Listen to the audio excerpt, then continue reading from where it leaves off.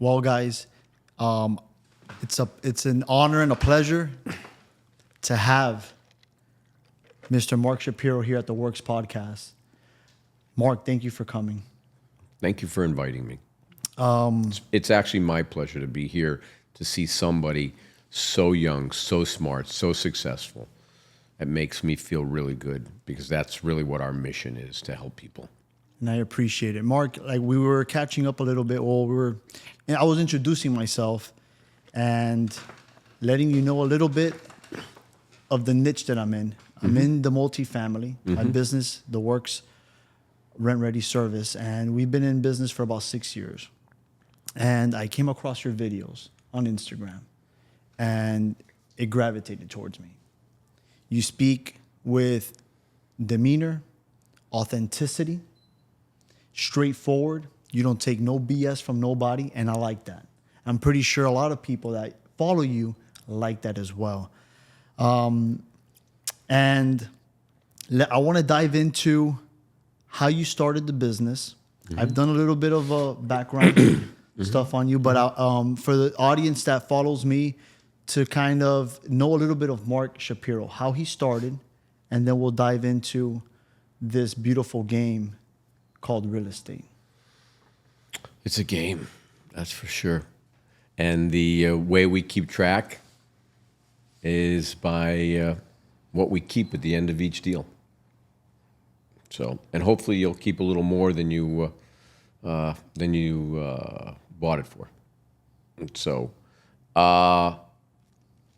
I started investing in my junior year in college. My mother was a residential broker, and then she became a commercial real estate broker.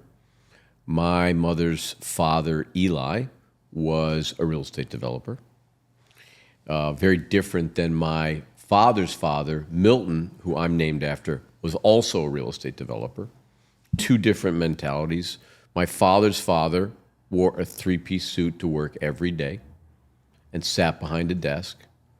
And my mother's father wore a jumpsuit with the name of his management company on it and wouldn't let me take a nickel when we would collect the dollars from the laundry machines. If I found a nickel underneath the machine, he would make me give it to him, but then he would take me out to lunch.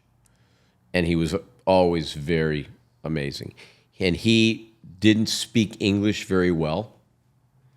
He was Russian and Polish, and he came from a little town called Drahichin, and he spoke Yiddish and Hebrew.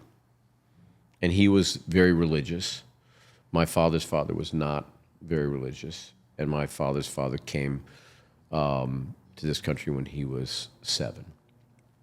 So they both had a different mentality. So I kind of grew up in the business, and my grandfather was not my father's father was a guy that actually lived a bigger life, but my mother's father was more successful because he bought apartments all over Coral Gables.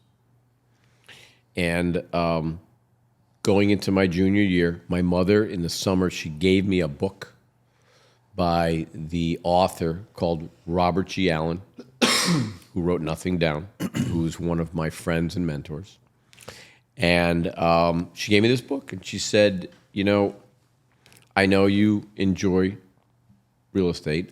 I took a year off from when I was in college at 19, and I opened up a stand at the Hialeah Flea Market. I sold towels and T-shirts. And today, Wynwood used to be the design district, used to be the actual garment district. So I would buy my stuff here, and then I'd pack up my car, and I would go to the flea market on Saturday and Sunday. And then I taught myself how to bartend, and I talked my way into a job. And then in the daytime, I would work for my grandfather's sons, my uncles, in the real estate space. And I made more than enough money to buy myself a really nice sports car back then. And I had more than enough money to do my first deal. And after I read this book, I told my mother, I said, I'm ready to buy something. I said, where am I going to buy it? And she said, I'll tell you exactly where you're going to buy it. Here is a market. Your barrier of entry is going to be this price. Okay. And then I'm going to tell you how to structure the deal. I'm like, that's great. She said, you're going to take this unit. It's right next to a college. Okay. This was in Connecticut. She said, you're going to take the units, you're going to post them at the student union, and the parents are going to rent them and sign the leases. And the $300 a month rents on the property that you're going to buy, we're going to get $1,200 for.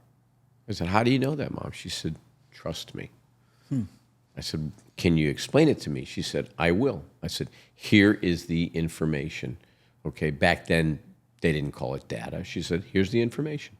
Here is the market study that I did, and this is the market that we want to be in. How did she do that market study? Sorry to cut you off. Right off of MLS back in those days. Okay. This is 1983. That's why, it's definitely totally different from how it is now. Well, they had an MLS, and then they had an MLS listing book, which was like this big. Because I used to go in when I was much younger, and I would hang out with her and sit while she did floor time. That's what they did. They got floor time. And there was good floor time, and there was bad floor time. And that's how they got their clients as a real estate agent. And she said, just follow the path. Do exactly as I say. I'm like, okay. Were you a good listener? Did you do exactly? That's why we have 2 ears. Okay. And one mouth. Okay. So she gave me the formula, and she told me, she said, look, here's a list of banks. Put together one sheet. Tell them what you're doing. Tell them who you are. Okay. Because I come from a nice family. In my family, we have 5 dentists, but my father's oldest brother was a lawyer, and then he became a judge. So he was well known. And our family was quiet, but well known. And I went to 10 banks, and they all turned me down. Were there regional banks? Yeah. They're mostly local. Okay. 3, 4, 5 branch banks. So why did they turn you down? Because they said, you're a college student. I said, yeah, but the deal makes money. They didn't look at the deal? I have a deal under contract, okay? And I told my mother, I said, Mom, I'm going to have to get my deposit back. I can't get this financed. She said... Were the down payments back then the same as they are today? Or as far as putting down 20%? Percentage-wise? Yes. So typical deposit is anywhere from 5 to 20%. Okay. Or 10%. Commercial deals are typically 10%. Okay. If you buy a $10 million deal, you're going to put $1 million down, okay? Because you got to show that you actually have some money. Understood. You can't just bullshit your way through it. Of course not. So I told her that I was having this trouble, and I was back in college, and she's like, can you come over for dinner tonight? And I'm like, yeah, I'll come over for dinner. She said, bring one of those sheets. She says, I think I have an investor for you. I'm like, okay. I come over. It's just me, my mom, and my dad. My older brother was gone. And after I graduated high school, I was gone. I moved out of the house. I went to college. I never wanted to come home again. Not that it's nice. It's nice to come home. So she said, did you bring the sheet on the deal? And the deal was on 4143 Crescent Street. It was a 3-family house. And I said, yeah. She said, give it to me. I said, well, what are you going to do with it? She goes, your father is your investor. Didn't you figure that out on your own? I'm like, nope, I didn't. She goes, give it to your dad. He looked at it, and he said, okay, I'll look at it after dinner. And next thing I knew, he told me to meet him at such and such a bank on such and such a street 2 days later at 9 o'clock. And we walked into the bank. We walked through to the executive offices to meet with the president of this bank. Bank was called United Bank and Trust. Bank president's name was John Morris. I can close my eyes and I can remember what it looked like and what it smelled like still today. First deal. Yep. And my dad spoke to his secretary, and she said, you can go in and see Mr. Morris. And my father went and got coffee. But what I didn't tell you was before we walked into the bank, my father said, "What am I getting out of this deal?" I said, 20%. And he goes, "No." He goes, "I want 60." So your dad was already teaching you He was slamming me. the game. He waited till we got to the door to make me be desperate. And But before that, your mom was also teaching you, go find, see if you could get funded. they made me do everything the hard way. That's what's lacking in today's generation, though. But we'll talk about that later. True. So I told him, I said, "I'm not giving you 60% of the deal." He said, "Would you do a 60-40 split your way?" I said, "If you take any profits I give you and we buy another deal," he's like, "Deal." I shook hands with my father, who I immensely respected. And I mean, I loved. He was just a great, sweet, amazing guy. And we went in, and I sat down with this guy, John Morris, and he said, "What do you got for me?" I said, "Well, here's the deal. Here's the contract." He looked at it and he said, "How much cash do you have?" I said, "I actually have enough cash to buy the whole deal and renovate it." So I was paying $24,000. My renovation cost, my hard contract was about 16. So I needed $40K to do the deal. He said, "You have $40,000?" He said, "How did you get $40,000? I said, "I hustled." He goes, "Would you put that money in our bank?" I said, "Of course." Is that called a relationship account? Back then they didn't know. Back then it was all based on gut instinct. Bankers did everything on gut instinct. I just learned that through Paul. I just learned that some banks would want you to build a relationship. Well, of course. Of course. A bank likes to lend you money, and then they want you to pay it back, and then they lend you more and more and more. So like my main bank, which is Chase and JP Morgan.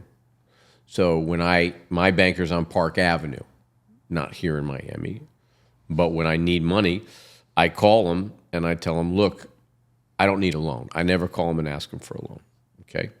I call him and I ask him, I said, "I need your help." And he'll say, "What?" "I need to raise some money."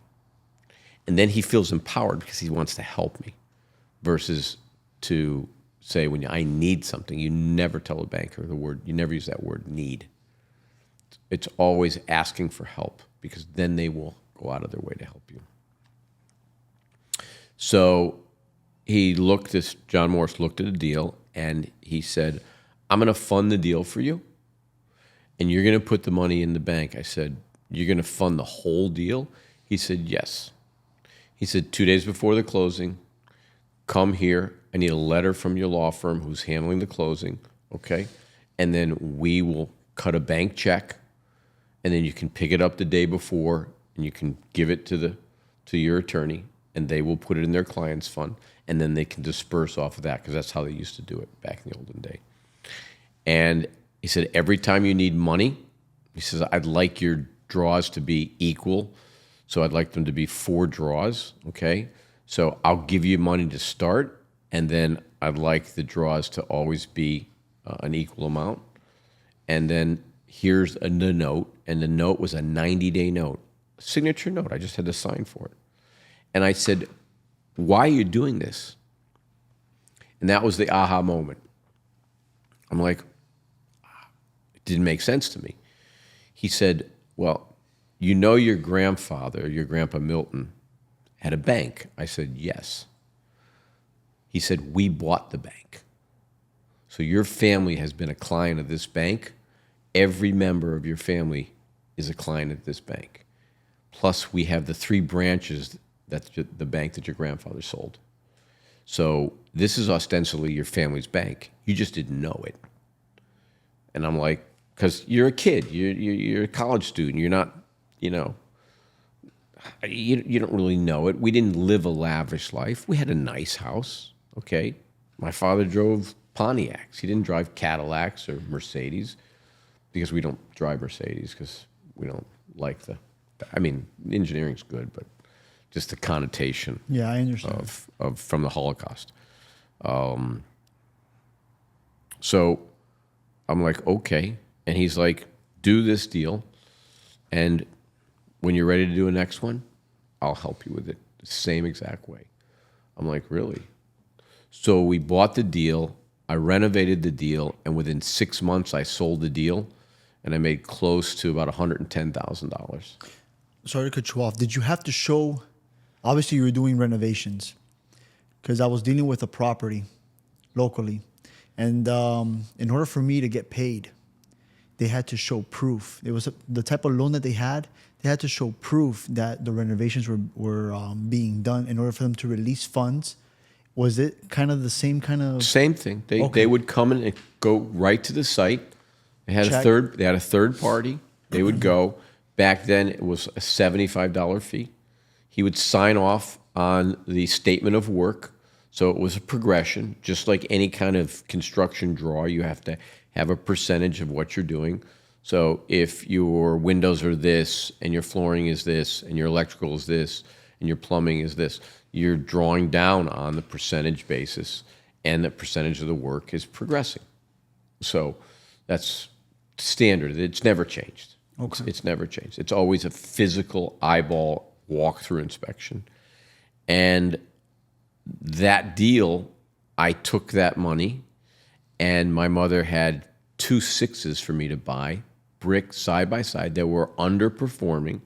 And I did my first 1031 from that one into the 6s, got them financed by the same bank, renovated them, got them cleaned up and stabilized. And then he said, I don't think you should sell these. And I said, why, Mr. Morris? He said, because I'll give you enough money to refinance them, and I'm going to give you a long-term mortgage, okay? And that long-term mortgage we will then sell. And I'm like, what do you mean that you sell it? And he explained the whole process to me, and I'm like, wow, that's pretty cool. I said, I thought your money comes from deposits. He goes, no. The deposits give us a balance sheet, and we borrow our money from the Federal Home Loan Borrowing Bank, and that's how we lend money. But then when we do commercial loans or longer-term loans, we sell them. I'm like, where do you sell them? He goes, Wall Street. So I'm like, okay. And I took that deal, took the money out of that deal very quickly, and I bought 2 12s around the corner, all around this college. So you basically owned almost like the whole block. I had 58 units when I graduated college. And look at that. And it's so good. And I have property that I service around colleges, by the way, too.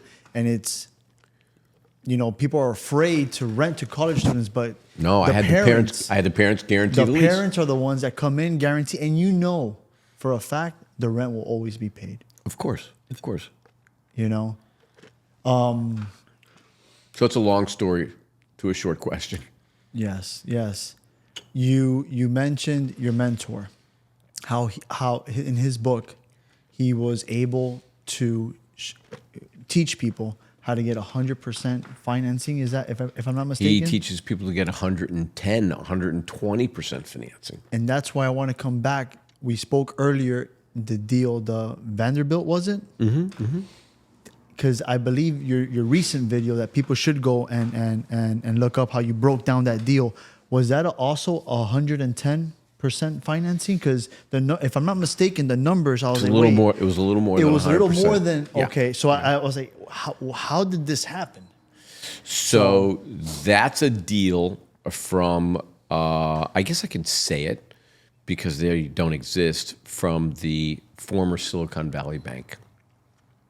And the bank Silicon Valley Bank that failed. Oh, yeah, that's right. It did fail. That failed. Yeah, yes, that's right. Recently. They were bought by another bank, who I won't mention their name because they probably don't want. And they're in the process of liquidating the Silicon Valley's portfolio. And there was a bunch of people that tried to do this deal. And they brought the deal to my operating partner. His name is Ian Hancock. And the reason they brought it to him was because he had owned it 12 years ago. And he had successfully managed it and sold it for a profit. And he called me and he said, Mark, I think it's time that we start to leverage up and start buying. And I said, I couldn't agree with you more.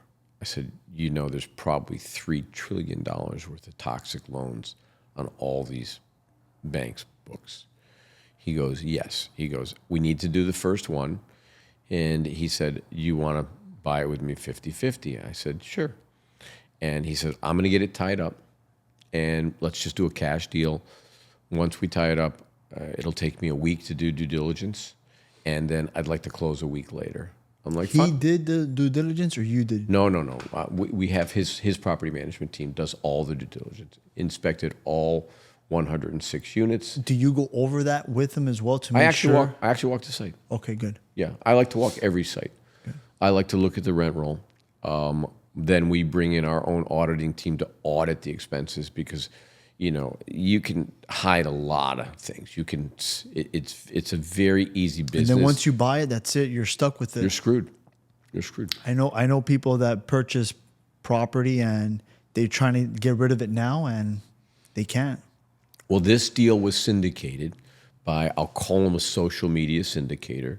A lot of these little guys that popped up, and they paid $15 million for the deal. That doesn't mean that they only had $15 million in it, because they did almost $3.8 million of renovations on the deal, and then they had a negative carry because they couldn't operate it because it's in an area in Houston called West Chase, but it's on the fringe of West Chase, and it is in a market that is not a market I would consider keeping an asset in. So our program is, we bought the deal. We bought it on the T3. Can you explain that? T3 stands for trailing 90 days, the last 3 months, okay? Which is going to be the most realistic numbers that you can work off on a projection. And from the time that we have closed, we're already at 92% economic occupancy. So economic occupancy is the money that you actually deposit in your bank account, versus physical occupancy is the apartments that are occupied by bodies. You want economic occupancy because that's what you can pay your bills off of. Correct. Physical occupancy, it doesn't matter, okay? And you want to be at a plus 90 number. We typically stay in our portfolio somewhere between 92 and 94%. We're never 98, okay? You're just not, because you're going to be turning units over, because the multifamily space is a very transient, especially Florida, Texas, Georgia, South Carolina, North Carolina. You get into other areas like Missouri, the turnover rate is lower. You get into Ohio, it's lower. The barrier to entry is lower. How important is it to have a high turnover rate, or is it a disadvantage? High turnover rate's going to kill you. Okay. Because you know what it costs to turn over an apartment. Of course, and then by the time the first thing you got to trash it out. Okay. Then you've got to do all the maintenance. Okay. Then you got to patch all the holes in the wall. Then you've got to either use kills or prime it, or hopefully it's like this and you can just run a fresh coat of paint on it. This is low maintenance. And trim it out. Okay. And everything we do is standardized. Flat on the walls, semi-gloss on the doors, semi-gloss on the trim. Okay. The hardware is the same hardware. Okay. Most of the property that you own, are they A, B, C? They're B plus. Okay. We just bought an A deal in frickin' Malibu. I think we're okay, but we're converting that. Thank God.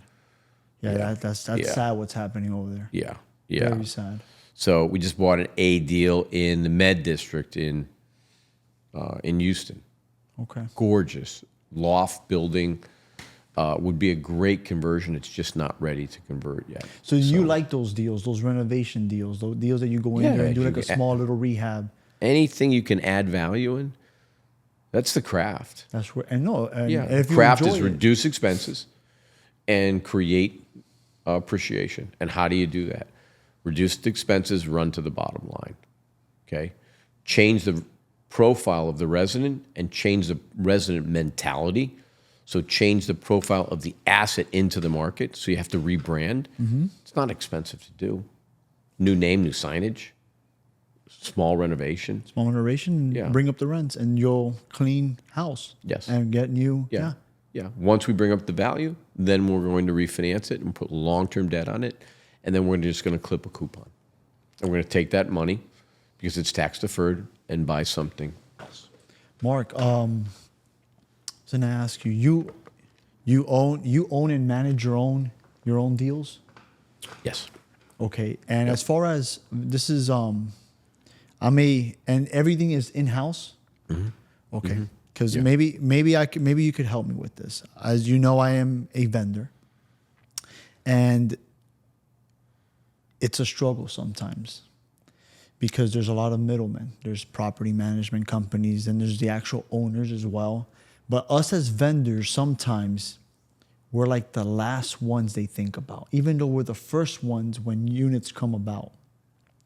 And I'm talking now also, personal business, that sometimes we're like the last ones to get paid, but we're the first ones that they call when it's time to get the unit ready to rent. Why do you think sometimes, either these property management companies or these owners kind of tend to forget about their vendors last and, push us away in a sense that and it's hard for me. I have about 150 employees, pay weekly. I pay them good money to do good quality work. Why can that be, and how can you maybe give me some kind of guidance and help in the sense to eliminate my exposure? Yeah, that's a difficult position, and that's a difficult position to be in. Most guys that specialize in turning over apartments, they're the last person the property manager thinks about. But as you said, they're the first person that they need, because you're going to go in and trash out the unit. Okay? Then you're going to go in and prep the unit. Paint. You're going to do all the maintenance. Okay? Paint it, either flooring or carpet. Okay? Yep. Then you're going to put blinds. You're going to deliver the appliances. And the only way for you to make sure that you're paid is to be indispensable to that owner. And when I say indispensable, is to take them to where the deal is at 75% and you're ready to do the final clean out, the final punch out, and then not give it to them. And say, look, I need to be paid to this point. And then when you get to a certain point, then the last small piece, the last 20, 25% of the job, you're going to get that collected, because they're going to need you on the next one, on the front of the next one. So you've got to sit down and have a meeting of the minds and an understanding. So because we use our own staff to do it, we control those costs. We control the labor costs, okay? But if we go into a larger deal or a larger portfolio, we'll sub it out. But we use two guys and their firm, and that's it. Yeah, you have your maintenance supervisor. And they have a menu. Okay, this is what a 1-1 is. This is what a roll job. This is what a spray job costs. Okay, and this is what a 2-1 or 2-2 or 3-2, and this is the pricing. And then if we give them in bulk 100, 200 units, okay, and then we structure it as an incentive, and we always give our guys a mobilization number. Give them, usually it's 15 to 17% day one when they start. And we've had guys try to take money from us, guys that are spread too thin. So we make mistakes too. And once you get someone that's good, you're loyal to them. You're with them. So, and there are guys that are really good at this business, and there are guys that profess to be good at it, and they're not so good. Yeah, it's a tough business. It's definitely a tough business. How are we doing with? We got 5. Yeah, we don't have that much time left, but I've been doing some research on you. I want to end it on this. I wish we could do this again with more time because we could talk for. Well, we weren't able to. You'll come to the new space. You'll come to the office. Because I could talk to you for hours, but I have a gift for you. Jacob, would you mind? I hope you take What's your name? My wife's going to get really pissed off. No. At me. I know you're a car guy. Yep. And I know what was your first car. Mm-hmm. So obviously it's not the Chevelle. real. Obviously it's not the real deal, but it's your 1966 Amazing. Chevelle SS. Amazing. Not the stripes. I think yours had the stripes, right? Yep. But I was trying to find it and I couldn't. But I just said, you know what? Let me just bring him a little gift. Maybe you could hang it up in the office or something. I'm going to put it on my desk. I'm going to actually put it on my desk. And it's funny because I just had a design meeting with our designer yesterday. And then they're like, I need to put you on a Zoom. I'm like, okay. And the biggest expense is the space that we bought is above it is Elite Modeling Agency. So, and it's in a really cool, funky building right down the street. Yeah, check it out. And it's all black. So we're putting the Shapiro Capital, this is just for the social media business, across the building, okay?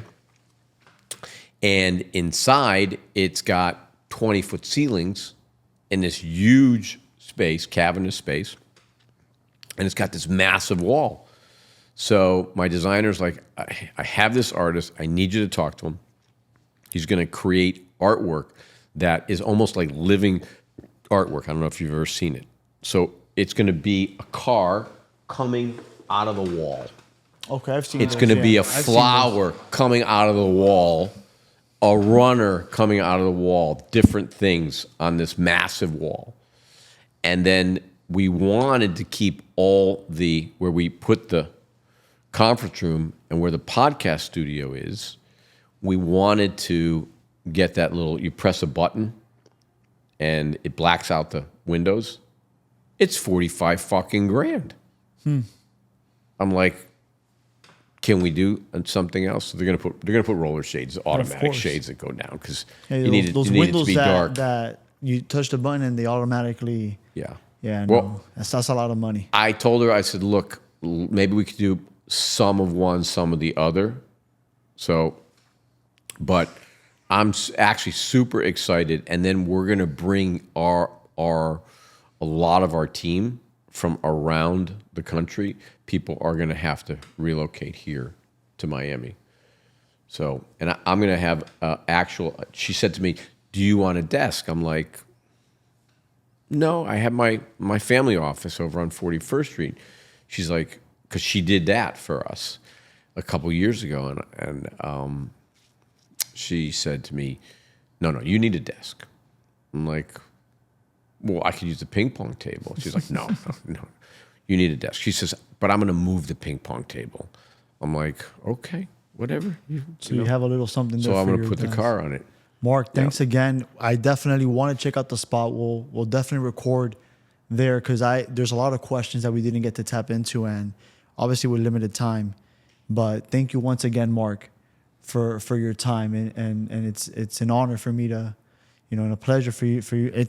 I'm just ecstatic, Thanks again. Thank you. Thank you so much.